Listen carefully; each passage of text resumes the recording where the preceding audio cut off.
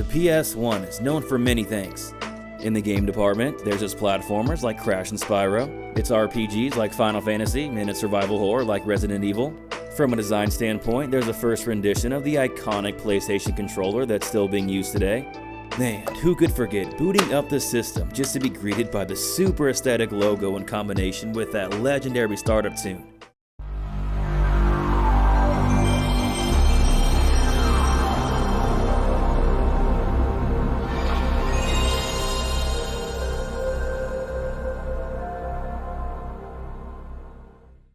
God, what a celestial piece of musical excellence. Few sounds instantly take me back to my childhood, and this is one of them. With all this said, I think one of the PlayStation's most notable qualities has gotta be how it helped the industry transition into 3D gaming. I mean, yeah, sure, some previous systems had some form of 3D, I guess, but it really wasn't until the PlayStation, and more particularly the N64, that 3D became the norm. Sega Saturn had some 3D, however, they were still more of a 2D console than anything. If we're being completely honest though, the real king of early 3D gaming was definitely the Nintendo 64. While there were a select handful of 2D titles, nearly everything was in 3D. The PS1 on the other hand though, there was still a good mix of both 3D and 2D. In fact, a lot of its 3D games weren't even really fully 3D.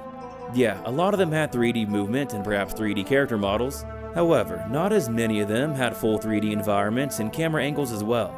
There were definitely some, it just wasn't incredibly common. It seems like a lot of PS1 games either had sprites on 3D backgrounds, or 3D character models or sprites on static backgrounds, otherwise known as the topic of this video, pre-rendered backgrounds. These were like gateways into the realm of the artist's imagination. No longer were they restricted by the amount of minimal detail they could depict in early 3D environments. Instead, they could pack as much detail as they wanted into every single screen. Need to show all the potions and whatnot on the shelves of an item shop? We got you. What about various weapons in a weapon shop? Look no further.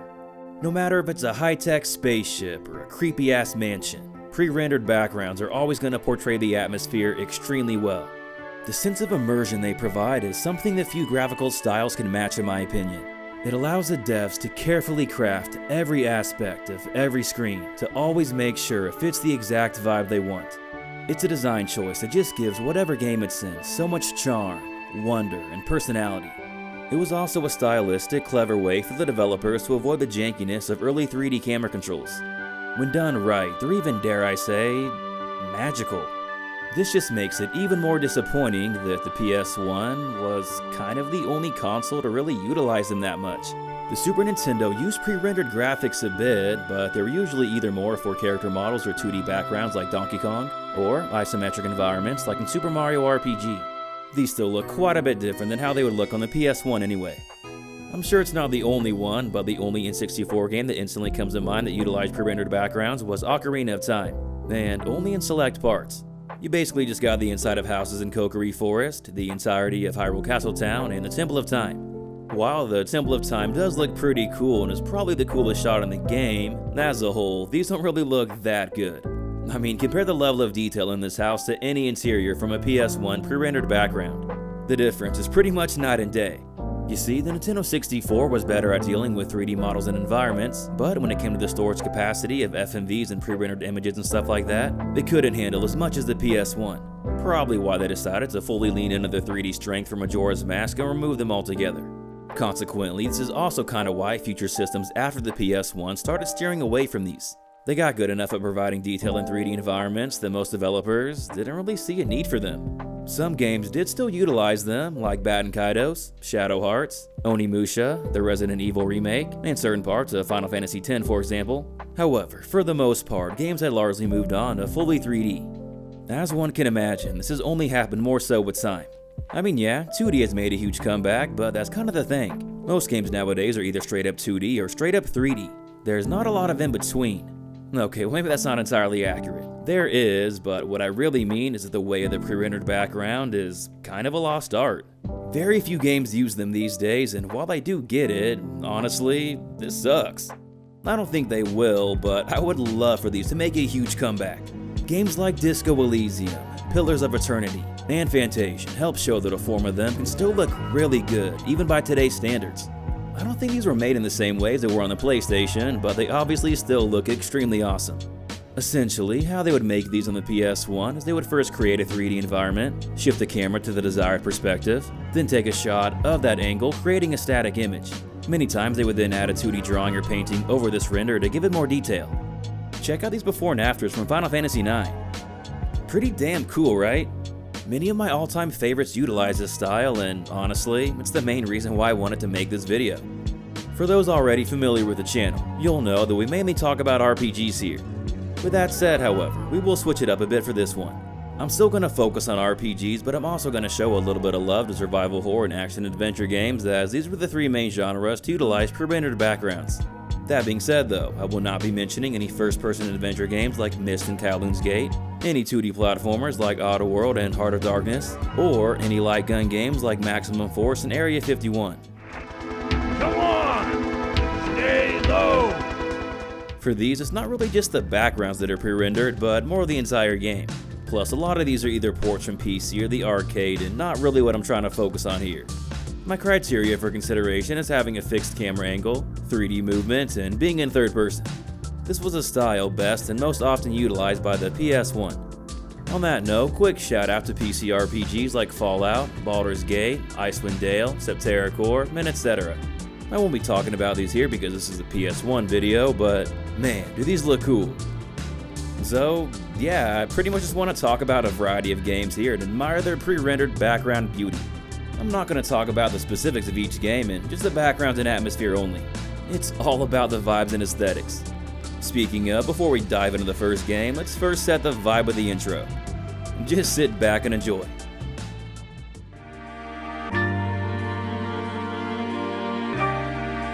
The light is your guide. A dream is what keeps you going.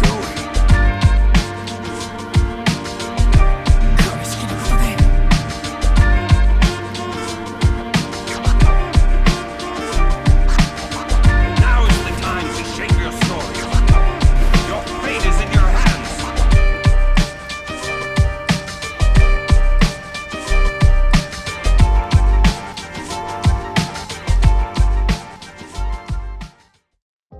Alright, let's start off with RPGs, specifically Final Fantasy VII, VIII, and IX. For most people, I would imagine these are probably the first games you think of when you hear the term pre-rendered backgrounds, especially for RPG fans. Final Fantasy VII was definitely not the first PlayStation game to use pre-rendered backgrounds, but it was the first RPG to do so and really helped popularize that style.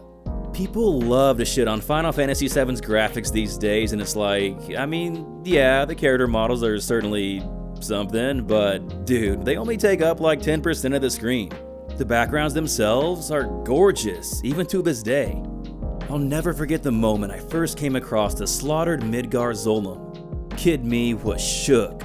It's so graphic and realistic, and trying to do this with a blocky ass 3D model wouldn't have been nearly as effective. And Midgar? This is one of the most atmospheric starting locations in any video game ever. There's just such a strong personality here, and the backgrounds capture it perfectly. I've always particularly liked how the inside of places looked. There's so much style and detail, it's amazing. Final Fantasy VII has a lot of gritty and dark environments that are really atmospheric. However, there are also some really vibrant locations too. Costa del Sol and the Gold Saucer are personal favorites of mine just due to how cozy, fun, and just awesome they look. Icicle Inn also looks super cozy, and Cosmo Canyon has a nice color palette. As great as these backgrounds look though, Final Fantasy VIII would step up the detail even more. The game may have its flaws, sure, but the atmosphere is one of my all-time favorites, largely in part due to the backgrounds. Final Fantasy VIII's setting is like this really cool mix of modern, fantasy, and sci-fi, and the pre-rendered backgrounds really help capture the uniqueness of this world. Places like Balamb Garden and Balamb Town and Fisherman's Horizon are just so damn chill. Meanwhile, places like Delling City and Esthar are just dripping atmosphere. Same with the dungeons too. That one Crystal Cave-like place always stuck out to me. Overall, the use of colors is just much brighter compared to 7. One thing I haven't touched on yet is that the fixed camera angles of these pre-rendered backgrounds allowed for some pretty interesting shots and perspectives of your characters. Like sometimes your characters will be super zoomed out as they run off in the distance. Then other times they'll run towards the screen and you'll get close-ups instead. Final Fantasy VII and some other RPGs also did this a bit as well. However, when I think about the whole zoomed out, zoomed in camera thing, Final Fantasy VIII is definitely the first game that comes to mind. There are also some action set pieces that utilize this concept in very immersive ways. Overall, the game just has such a memorable, immaculate atmosphere, and these backgrounds play a huge part. The same thing goes for Final Fantasy IX, my personal favorite in the series. Unlike 7 and 8, 9 is way more of a medieval fantasy setting, harkening back to the NES and SNES days. For those that grew up on the earlier titles, I imagine it was really cool to see that type of setting with this much detail. Some of the backgrounds in Final Fantasy IX kind of have like this painting-esque look to them as opposed to the sharper, more realistic environments of Final Fantasy 7 and 8. This gives it a bit of a different feel compared to those two. All the towns in this game just look so damn good. Dali and the Black Mage Village are two of my personal favorites. They're just comfy as hell. Gotta love Trino as well. Those nighttime vibes are so atmospheric. Nature environments are also handled excellently. The colors in places like Pinnacle Rock are so lush and vivid. However, that being said, I think my favorite backgrounds come later in the game. Like real late in the game. Terra's otherworldly, alien-like look is so engrossing and filled with creativity. Then Memoria has all these trippy visuals and perspective changes. Like sometimes you'll be walking sideways or upside down, and it just uses these backgrounds in very imaginative ways. While I do think 8 and 9 had the better uses of them, really, the whole PS1 trilogy looks incredible. Visually, they're some of the most stunning games, not even just RPGs, of the entire generation. And they still look really damn good. At least the backgrounds. The pre-rendered cutscenes, on the other hand, 7 might as well be an amateur project compared to 8 and 9, but that's a topic for another day. But yeah, the backgrounds though, top tier stuff, no matter the entry. When doing research for this video, I came to learn that the backdrops for these backgrounds were created by the independent art studio, Kusanagi, where they would then send those out to third-party renderers for them to finish the job. Apparently, for these pre-rendered backgrounds, this was a pretty common thing. After receiving the finished renders, I'm not quite sure who would then draw or paint on top of them for Final Fantasy 7 through 9. However, for our next Squaresoft title, that is fortunately not the case. Chrono Cross's pre-rendered backgrounds are absolutely gorgeous, and the legendary individual behind them was the art director and matte painter Yasuyuki Hone. He also had the same roles for Bat and Kaidos, and man, this guy just has such a fantastical, wondrous imagination and come up with these environments. Truly an artistic, creative mind. If pre-rendered backgrounds were to ever make a comeback, this is absolutely the first guy I'd like to see back in action. Let the dude cook. Earlier, I said that Final Fantasy VIII was one of my all-time favorite atmospheres, and, well, on that list of all-time favorites, Chrono Cross tops it. The tropical fantasy vibes are just so beautiful and relaxing to traverse through. A lot of pre-rendered backgrounds make it feel like you're walking in a painting or something, and few games encapsulate this feeling quite like Chrono Cross. I mean shit, the Temporal Vortex basically is a painting you're walking around in. It's so cool. There's a very dreamlike, ethereal feel to a lot of environments in general, and I love every bit of it. Overall, there's just so many stunning locations. Towns like Arni, Termina, Goldo, Marbule, places like Lizard Rock, Divine Dragon Falls, Water Dragon Isle, Gaia's Navel, and especially the Dead Sea. These are all just so breathtaking and such vibes. I could just show the entire game here, but yeah, the backgrounds really are exquisite. Let's move on to another Square title, Saga Frontier. Well, to be honest, I don't really have too much to say here. These backgrounds do look great, just not as good as the previously mentioned games. The character select screen is an absolute vibe though, I will say that. Some areas have awesome atmosphere, while some others lack a little bit of detail. One of the interesting things about Saga Frontier though is that it's one of the few games with pre-rendered backgrounds to use sprites instead of 3D character models. There's a couple other examples we'll touch on a bit later. I don't think these technically count, but I did want to at least mention Saga Frontier 2, Legend of Mana, and Tales of Eternia. I believe these were either just straight up hand-drawn or painted and not pre-rendered, however, they pretty much function the same. Fixed camera angle and 3D movement. Now, these games are truly painting-esque. Just incredible, top-tier art direction in each one of them. Anyway, I'm only mentioning these because I feel like someone will comment about them if not, so yeah, let's move on. The backgrounds in The Legend of Dragoon are easily some of the best on the entire system. It came out pretty late in the PS1's life cycle, and it absolutely shows. The detail in some of these screens is simply spectacular. The art direction and design of the world in general is just so wonderful and creative. Any nature type environment looks really good. I mean, just look at how great this water looks. This might be the prettiest water on the PS1. In this town of flowers, dude, oh man, I just want to inject this shit in my veins. So many locations are just amazing to look at. The late game in particular has a lot of places with very strange yet very cool vibes. Man, it's pretty interesting how so many RPGs start off in these more typical fantasy settings, and by the end of the game, they're in these more celestial, alien-like places. One criticism I've seen with pre-rendered backgrounds is sometimes it can be a little unclear what exactly is an entrance or an exit somewhere.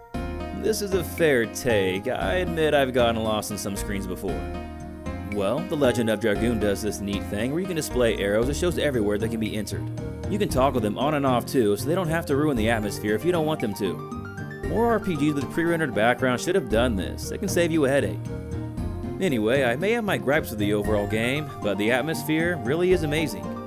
I think it's the best part about the game if I'm being honest. Another RPG that I feel its atmosphere is its best part is Jade Cocoon: Story of the Tamamayu.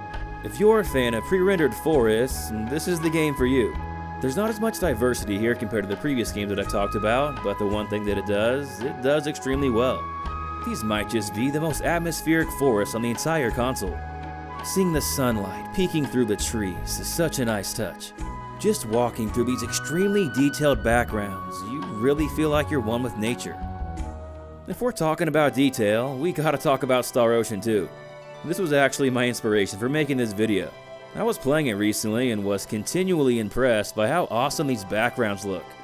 From medieval to sci-fi to modern, there's a lot of styles that play here and they're all executed very well. Like Arlia, cozy as hell, top tier starting town. Many towns in general have a really cool aesthetic. I think the most impressive thing about the backgrounds though just might be the interiors. The detail here is just insane. Another cool thing that Star Ocean 2 does is sometimes the background shifts perspectives during certain scenes. It really helps them feel more effective and is kind of unique to this game. But yeah, I will say though, as far as games with pre-rendered backgrounds and sprites go, I think Star Ocean 2 is the prettiest one on the entire system. Another game that did this style, just not quite as well, was Digimon World. Okay, quick after editing note, I guess I misremembered and got this game's style mixed up with Digimon World 3, but yeah, it doesn't really change anything about what I say though. Alright, back to the scheduled programming. Don't get me wrong, this game is super comfy and it does have a cool aesthetic still, but if we're just talking the backgrounds, they do lack detail and variety compared to the other games on this list. I do still like the look though, with that said. However, I can't say the same about the sequel. It's an entirely different game for one, with barely any pre-rendered backgrounds. Not really worth harping over. Digimon World 3 though, I love this aesthetic. It's kinda like a mix of pre-rendered backgrounds with some sprites as well. They may not be as detailed as some other games on this list, but nonetheless, they are super charming. The vibrant colors just make for a really cozy atmosphere. Some of you might be thinking, these have all been examples of backgrounds that look great, but are there any that don't look great? Well, Shadow Madness has emerged from the depths of obscurity as this is its time to shine. I do still think some of these backgrounds look kind of cool just because I like the style so much, but yeah, compared to the games it's trying to emulate, it obviously falls quite a bit short. There's not a whole lot of detail here and everything looks kind of blurry.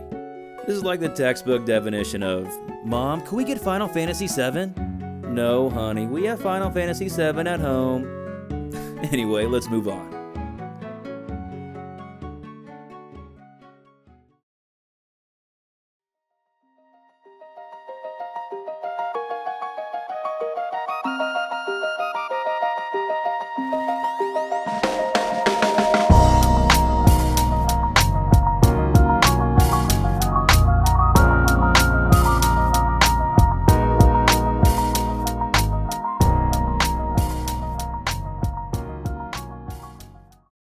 Here starts our transition into survival horror with hybrids of sorts.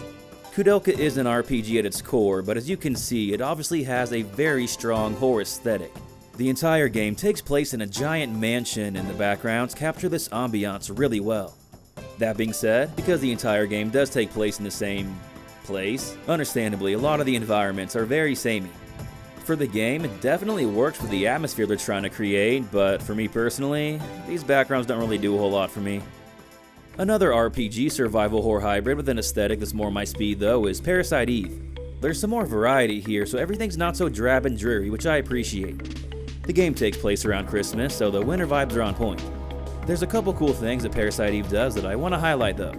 First of all, we get some close-up shots sometimes, and they look pretty cool. Like, look at this shot of them driving, or the one at the computer.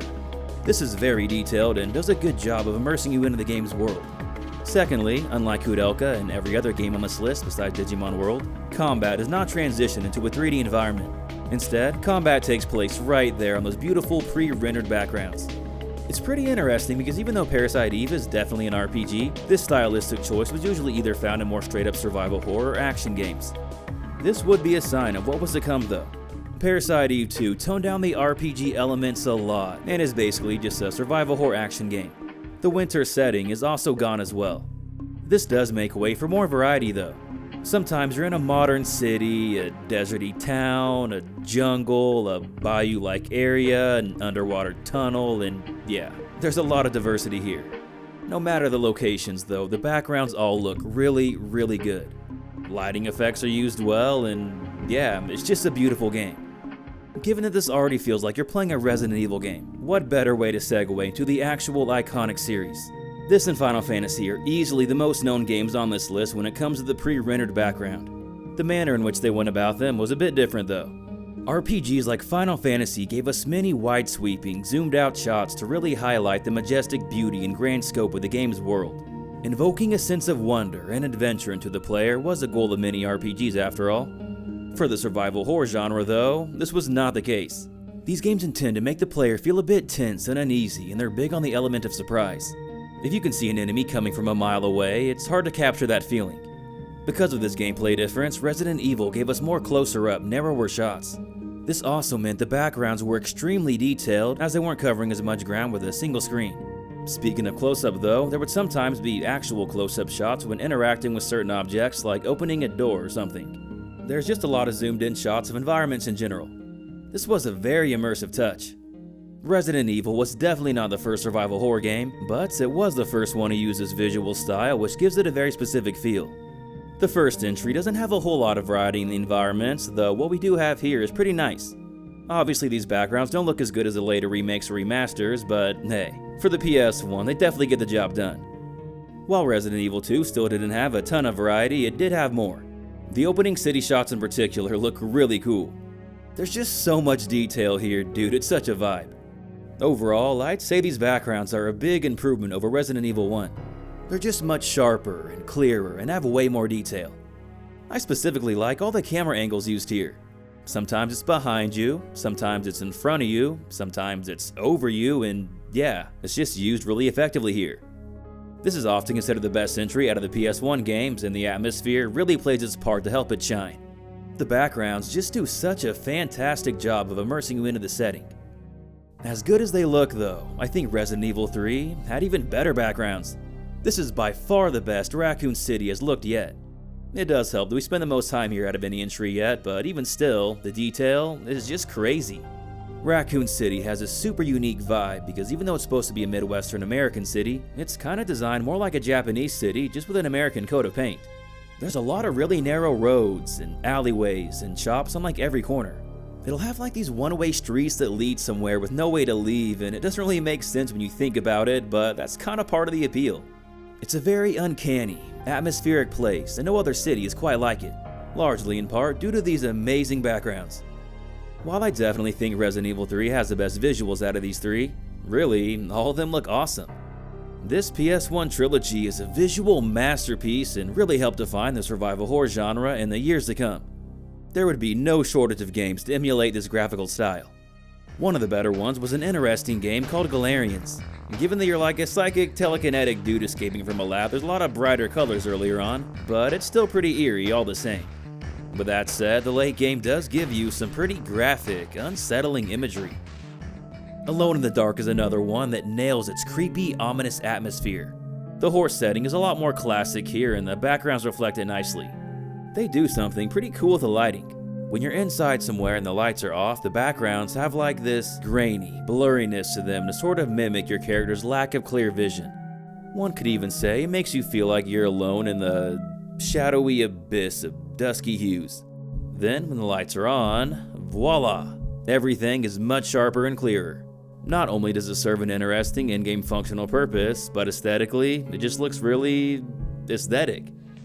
Other survival horror games that would use pre-rendered backgrounds would include Evil Dead, Hail to the King, and Countdown Vampires, and while they're not really that good, visually, they still look pretty cool. Transitioning out of survival horror, we have our first action game, Dino Crisis 2. The first Dino Crisis did not have pre-rendered backgrounds and was more of a survival horror game.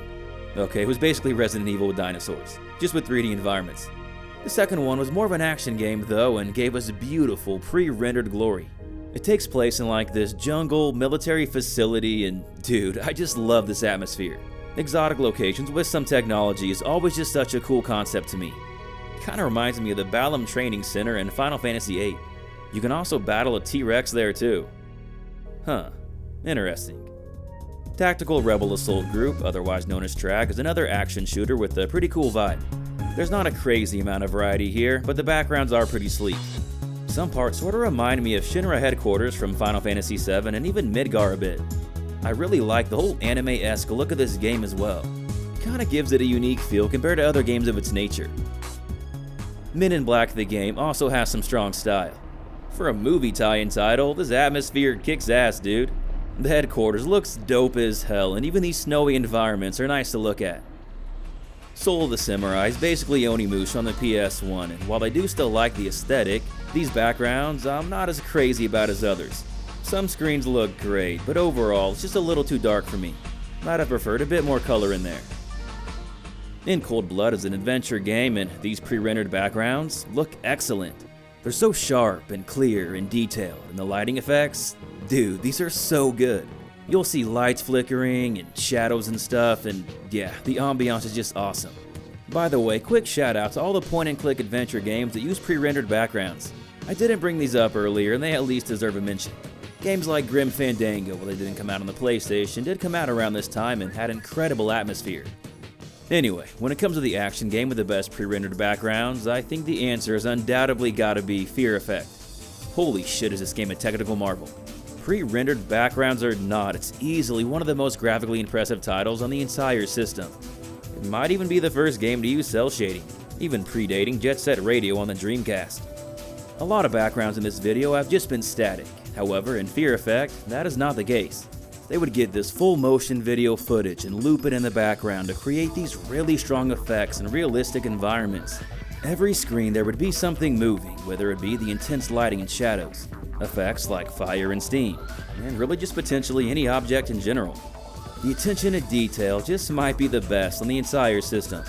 Not only that, but the transition from the pre-rendered cutscenes to real-time with the pre-rendered backgrounds is incredibly smooth. No other PS1 game transitioned this smoothly. Oftentimes, they would just fade to black. Not Fear Effect though. It really can't be stated enough how insane these backgrounds are. To put things into perspective, most games that had pre-rendered backgrounds had multiple discs. This was due to how much storage they took up. Many RPGs were 2, 3, even 4 discs long and were like 50 plus hours. Fear Effect had 4 discs and was under 10 hours. Yeah, I rest my case. These backgrounds really push the console to its limits. Its sequel, Fear Effect 2, Retro Helix, looked just as spectacular. Some of the locations I even like more. This cave has really nice colors. This Christmas setting with all these lights is comfy as hell. And this ancient Japanese place with the architecture and the water effects and dude, so cool. Overall, the Fear Effect games are just stunning graphical powerhouses that are well worth checking out. What are some action games that look cool but probably aren't worth checking out though on account of them kinda playing like shit? Well, that brings us to the next section, which I call shitty but pretty. Well, not really a section, I'm gonna run through these pretty quick. These are games where their pre-rendered backgrounds are really their only redeeming factor. Perfect Weapon has some really interesting environments. The desert in particular has this rough texturing which kind of makes for a cool aesthetic. The Crow has a nice aesthetic as well. It's a really dark and gritty atmosphere, and I think it captured the vibe of what it was going for. That's probably about the only thing it successfully captured though. Well, unless you count the frustration of just trying to play the game. The same thing goes for Tunguska, Legend of Faith. Awesome backgrounds, shitty everything else. I should also note that Tunguska never came out in North America and only the PAL region. What about games with pre-rendered backgrounds that were Japanese only though?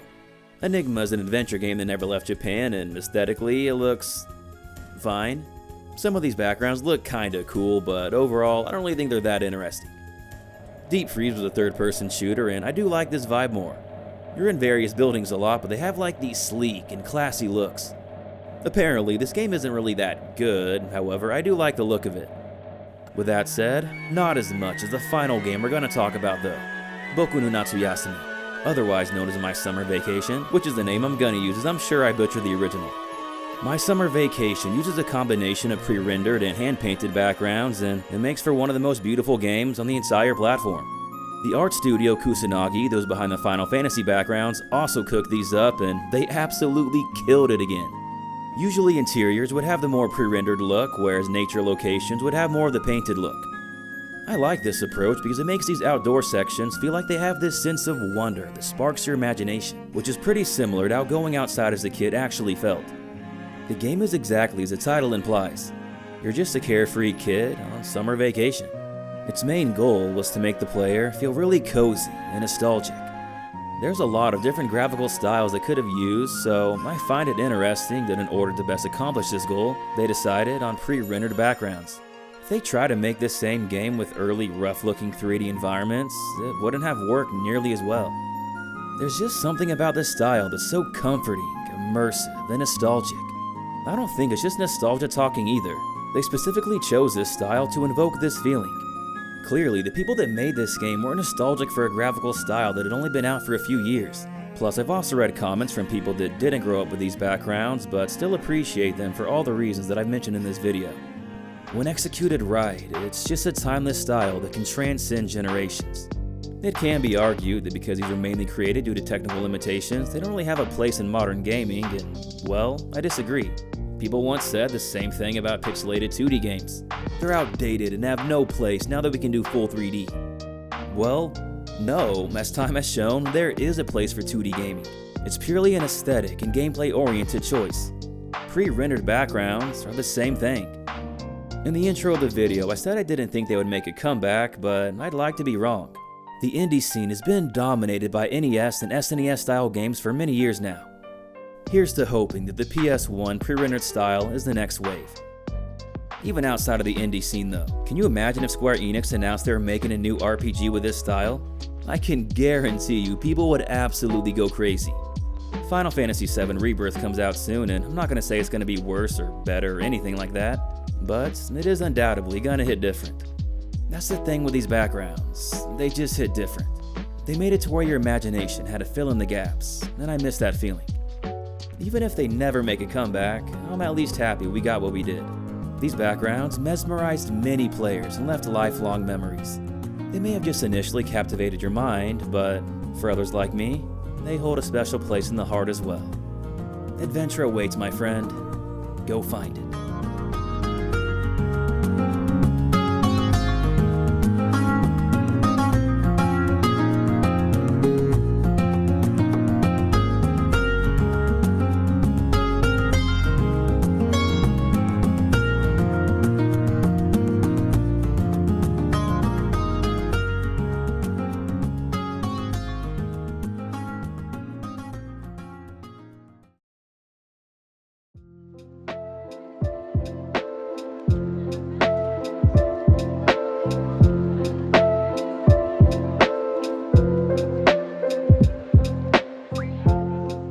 And that about wraps up this video. Thanks for watching, everyone. We hope you enjoyed it.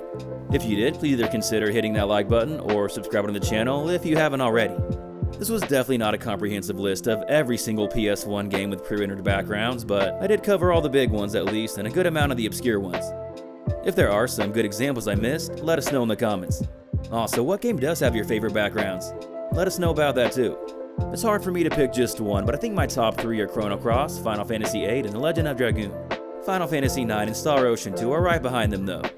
As you know, I am an RPG guy, so no surprise here. I do want to give a shout out to Capcom though. I don't think I name dropped them directly in the video, but yeah, between games like the Resident Evil series and Dino Crisis 2, they were right up there with Squaresoft as a developer to put out the most consistent and quality backgrounds on the console. Just wanted to give them their due credit since I didn't properly do so earlier. As always, just want to give a huge thank you to our Patreon supporters, and of course an extra special shout out to our top patrons, Derek Drost, Jesse Spencer, Jump Rock, and Sayano. All of your support and generosity is very much appreciated. If you really enjoy the content, consider joining. Our lowest tier starts off at only $2 per month and gains you access to our Discord server and allows you to vote in polls to decide some of the topics and games that we cover. It's a fantastic way to support the channel as the algorithm can be a little hit or miss at times, you know? Regardless, we're happy just to have you here watching though. Other than that, thanks again for watching everyone and hope you have an awesome day. This is Corbin from Gaming Productions. Until next time.